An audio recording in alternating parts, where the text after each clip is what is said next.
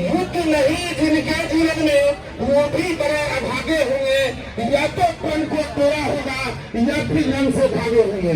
ये स्केलिंग की बात करते हैं लोग।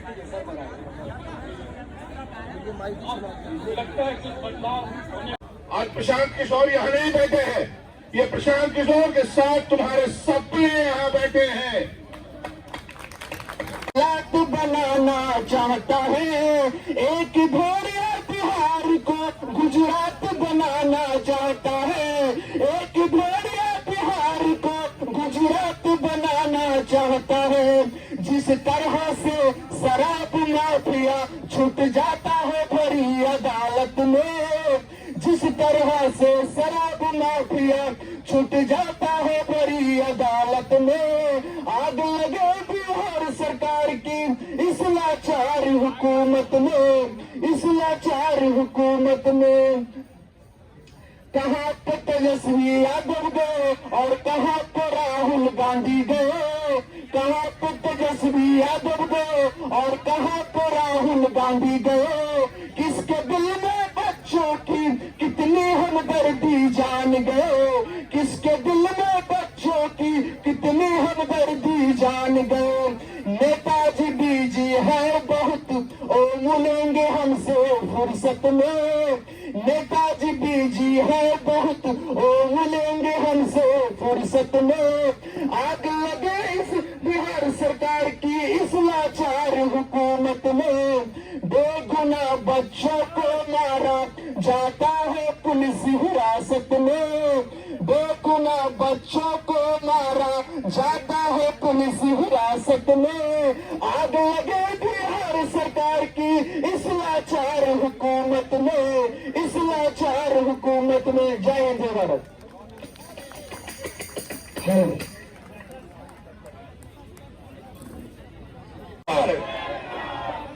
मेरा परिचय, मेरा नाम अरविंद ठाकुर है। I am retired DIG. अभी आपने आनंद को सुना और मैं 4 दिन से सर के साथ हूँ, रात भर इनके साथ जागता हूँ। और हमारे नेता का उत्साह देखिए, चौथे दिन भी ये जो आदमी न कुछ खाया है न कुछ पिया है और अभी भी सबके बीच में घूम के अभी आया है। ये मेरा नेता किसके लिए कर रहा है? आपके बच्चों के लिए कर रहा है, बिहार के लिए कर रहा है। अब जो है एक अपने छात्रों के उत्साह के लिए एक मैं गीत गाऊंगा। सारे छात्र भी हमारे पीछे पीछे, वो हल्का है, हम होंगे कामयाब।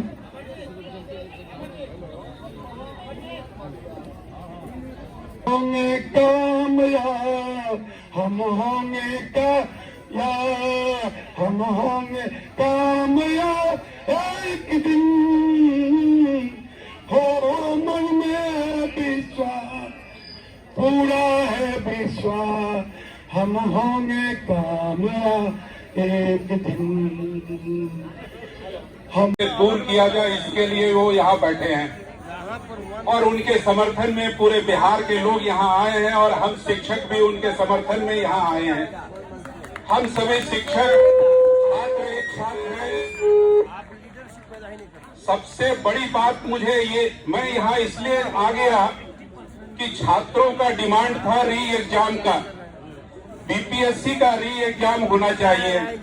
ये उनका छोटा सा डिमांड है जिसको बिहार सरकार नहीं मान रही। ये हम सभी शिक्षक हैं, हम लोग सब चीज अच्छी तरह जानते हैं कि यदि किसी एग्जाम में कोई गड़बड़ी होती है तो वो एग्जाम कैंसिल होता है उस सेंटर का। सिर्फ उस सेंटर का कैंसिल होने के बाद ऐसा नहीं कि सिर्फ उसी सेंटर पे एग्जाम होता है। हम लोग यूनिवर्सिटी में भी एग्जाम लेते हैं, किसी सेंटर पे एग्जाम यदि कैंसिल होता है तो पूरे विश्वविद्यालय का एग्जाम कैंसिल होता है और फिर वो री एग्जाम होता है। एग्जैक्टली इसी तरह की बात यहाँ है। यदि किसी सेंटर पे गड़बड़ियां हुई तो बिहार सरकार को पूरे इस बीपीएससी के एग्जाम को फिर से री एग्जाम होना चाहिए, इसलिए कि सभी छात्रों का इवैल्यूएशन एक एग्जाम से होता है। यदि आप 2 तरह के 3 तरह के क्वेश्चन देते हैं और उसके बाद उसका इवैल्यूएशन करते हैं तो सही मेरिट सामने नहीं आता है। तो सही मेरिट सामने आवे इसके लिए आपको री एग्जाम लेना चाहिए। और री एग्जाम लेने के लिए कोई भी छात्र जिस सेंटर पे एग्जाम कैंसिल नहीं हुआ उस सेंटर के भी छात्र विरोध नहीं करेंगे री एग्जाम के लिए। सारे छात्र एक साथ री एग्जाम देने के लिए तैयार होते हैं उससे कि मेरिट का। अब ये स्केलिंग की बात करते हैं लोग, लगता है कुछ बदलाव आई थिंक समय बताएगा, लेकिन कहीं तो उचित रखना होगा। नामांकन नहीं ले रहे और वो जो बच्चे किसी तरह से तैयारी करके अपने दम पर जा रहे हैं, एग्जाम देते हैं कॉम्पिटिटिव, वहां पर तुम्हारा भ्रष्टाचार की स्थिति देख लो सामने है। अगर अब भी नहीं दिखता, अब भी नहीं चेतोगे और अब भी अगर अपने अधिकारों के लिए जागरूक नहीं हुए तो तुम अपने आप को तो माफ नहीं कर पाओगे, अपने आने वाली पीढ़ी को भी तुम क्या जवाब दोगे सोच लेना। आज प्रशांत किशोर यहाँ नहीं बैठे हैं, ये प्रशांत किशोर के साथ तुम्हारे सपने यहाँ बैठे हैं। अपने सपनों को पहचानो, अन्यथा तुम्हारा भविष्य खत्म हो जाएगा। बहुत सारे बच्चे ऐसे हैं जिनके माँ बाप खेत बेच करके बच्चों को पढ़ाते हैं, प्यार की सच्चाई ये है। लेकिन आप लोग अपने उन गरीब माँ बाप के सपनों को पूरा करने की स्थिति में नहीं है। सुनियोजित षड्यंत्र है या बिहार का कोई ऐसे एग्जाम नहीं है जो भ्रष्टाचार से भरा हुआ नहीं हो। पूछो उन लोगों से जो बिहार में 35 साल से ये नाटक कर रहे हैं। शेष बाकी आपके चिंतन मनन के लिए है, मैं और कुछ नहीं बोलना चाहता। आप सब स्कॉलर हैं, सब ग्रेजुएट हैं कम से कम। ये आपकी ओर मुद्दे हैं, आपकी ओर। प्रशांत किशोर से मत पूछो, अपने आप से पूछो कि प्रशांत यहाँ गलत है या सही। बाकी बात मुझे अनुमति दीजिए। या फिर रंग से भागे होंगे। मैं कविता को आप सभी साथी से अनुरोध है कि आप लोग बैठ जाए कृपया। आप सभी साथी से मैं आपके बीच फिर से पुनः अपनी कविता को दोहराता हूँ और मैं आप लोग से अनुरोध करता हूँ कि बीच में ताली बजाएं, तब मुझे लगेगा कि आप लोग कविता को गौर से सुन रहे हैं। आप उस कविता को, लाइन को सुने और ताली बजाएं। युद्ध नहीं जिनके जीवन में, युद्ध नहीं जिनके जीवन में, वो भी बड़े अभागे होंगे। या तो प्रण को तोड़ा होगा या फिर रंग से भागे होंगे। दीपक का कुछ अर्थ नहीं है, दीपक का कुछ अर्थ नहीं है जब तक तम से नहीं लड़ेगा। दीपक का कुछ अर्थ नहीं है जब तक तम से नहीं लड़ेगा। दिनकर नहीं प्रभाव बनेगा जब तक स्वयं नहीं धधकेगा।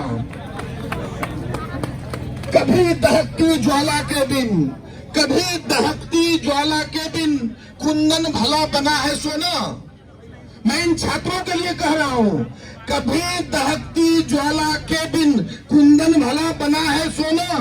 बिना घिसे मेहंदी से बोलो, बिना घिसे मेहंदी ने बोलो, कब पाया है रंग सलोना। जीवन के पथ के राही को, जीवन के पथ के राही को क्षण भर भी विश्राम नहीं है। जीवन के पथ के राही को क्षण भर भी विश्राम नहीं है। कौन भला स्वीकार करेगा जीवन एक संग्राम नहीं है। अपना युद्ध सभी को, अपना युद्ध, अपना युद्ध सभी को हर युद्ध में लड़ना पड़ता है। अपना युद्ध सभी को हर युग में लड़ना पड़ता है और समय के शिलालेख पर खुद को खुद गढ़ना पड़ता है। खुद को खुद गढ़ना। सच के खातिर हरिश्चंद्र को स्वकुटुंब बिक जाना पड़ा और स्वयं काशी में जाकर अपना मोल लगाना पड़ता। दासी बनकर के भरती है पौनी पटरानी परघट में और खरा सम्राट बचन के कारण काशी के मरघट में। ये अनवरत लड़ा जाता है। आप लोग बीच बीच में ताली से उत्साह बढ़ाइए इस सभा का।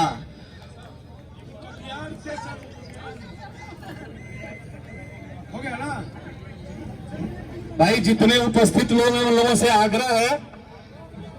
आग्रह है कि आपको जहां जगह मिले बैठ जाइए।